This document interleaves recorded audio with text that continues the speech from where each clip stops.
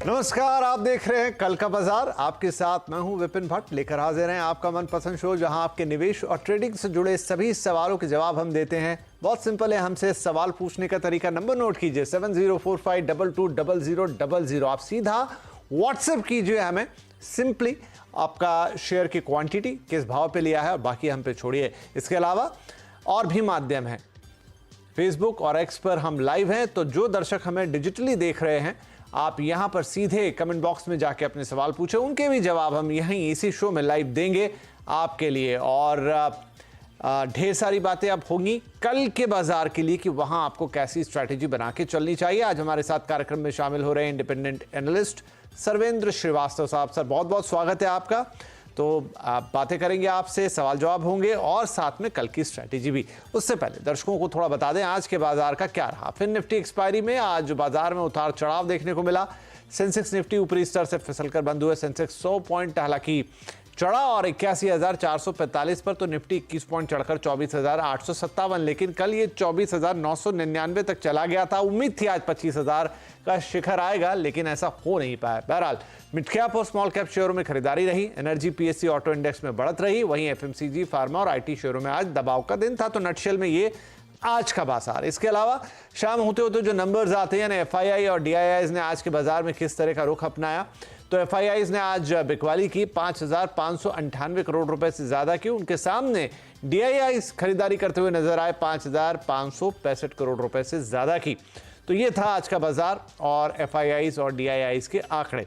अब कल के बाजार के लिए हम क्या करेंगे वो हमें सरवेंद्र जी बताएंगे। तो सरवेंद्र सर, कल के बाजार के लिए आप किस तरीके का रुख देख रहे हैं, क्या अप्रोच होगी?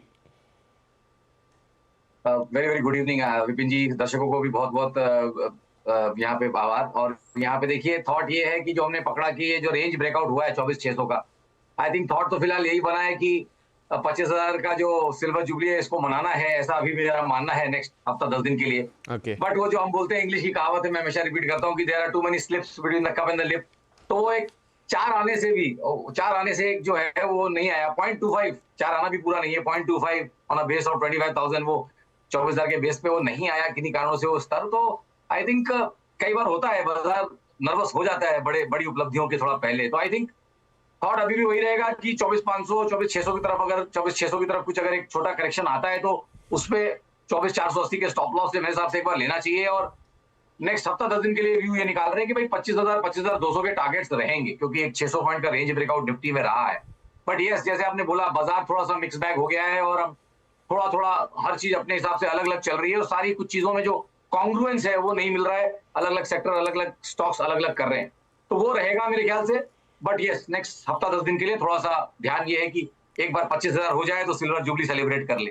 चलिए, तो सिल्वर जुबली की तरफ रहेगा ध्यान। 25,000 से लेकर 25,200 तक के टारगेट्स अगला एक आध हफ्ता ऐसे ही कुछ, और 24,800 का स्टॉप लॉस। ये एक रेंज रहेगी 600 पॉइंट के आसपास की, जिसमें बाजार घूमता नजर आएगा एज पर सरवेंद्र जी। सर, इसके अलावा कल कहीं नजर रखेंगे खास आप किन्हीं पर्टिकुलर शेयर्स पर? जी देखिए, बिल्कुल रखेंगे। और थॉट यही है कि थोड़ा सा मिक्स बैग है, तो हमने भी थॉट यही निकाला है कि आप दोनों तरफ ट्रेड करना चाहेंगे इस बाजार में। तो थॉट हमारा ये है कि आप मेरा फिलहाल का जो आज का जो मिक्स है उसमें मुझे लगता है कि कोल इंडिया में एक अच्छा मूव रहा आज। वहां मुझे लगता है कि आपको थोड़ी बढ़त नेक्स्ट 2-4 सत्रों में दिखनी चाहिए। लग रहा है कि वो आपका इलेक्शन वाला हाई के आसपास चैलेंज कर रहा है और लग रहा है कि वो लेवल्स जो है 527 के आसपास उसको कहीं निकालेगा। तो आई थिंक ऊपर में 535 540 के स्तर मुझे कोल इंडिया के लिए ऊपर आते हुए दिख रहे हैं। 509 रुपए 40 पैसे का यहाँ पे आप एक स्टॉप लॉस लगाएंगे। दूसरा जो हमारा ट्रेड है वो, बाकी दोनों ट्रेड्स दोनों सेल साइड है। पहला है एशियन पेंट्स, जहां हमें लगता है कि देखिए एक कशमकश चल रही है और ये ऊपर के लेवल से 3,000 के ऊपर बहुत ज्यादा क्लियरली जाके टिक नहीं पा रहा है और 3,000 3,050 के एरियाज में थोड़ी सेलिंग आती रह रही है। तो मुझे यहाँ लगता है कि अगर देखा जाए तो 2900 के टारगेट्स नीचे में आएंगे। 3067 के आप यहाँ पे स्टॉप लॉस मेरे हिसाब से यहाँ पे आपको लेना चाहिए।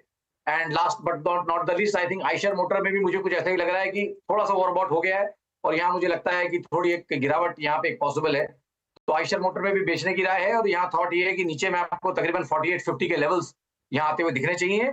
और अगर आप वो ट्रेड ले रहे हैं तो 511 रुपए पे मेरे हिसाब से आपको एक स्टॉप लॉस भी यहाँ पे रखना चाहिए। राइट, तो 3 शेयर जहां सरवेन जी की नजर कल रहने वाली है, 2 सेल कॉल और 1 बाई का कॉल। सबसे पहले आइशर मोटर्स, जहां पर आपको टारगेट रखने हैं 4850 के, स्टॉप लॉस लगाएंगे 5011 का क्योंकि एक सेल कॉल है। इसके अलावा कोल इंडिया पर भी नजर होगी। माफ कीजिए, उससे पहले एशियन पेंट्स, यहां पर सेल कॉल, इसमें भी 2900 रुपए के टारगेट और 3067 रुपए का स्टॉप लॉस, लेकिन एक बाय कॉल भी है और वो है कोल इंडिया की, जहां पर सरवेन जी को लगता है कि 536 रुपए तक जा सकता है। स्टॉप लॉस जरूर लगा लेंगे 509 रुपए 40 पैसे का।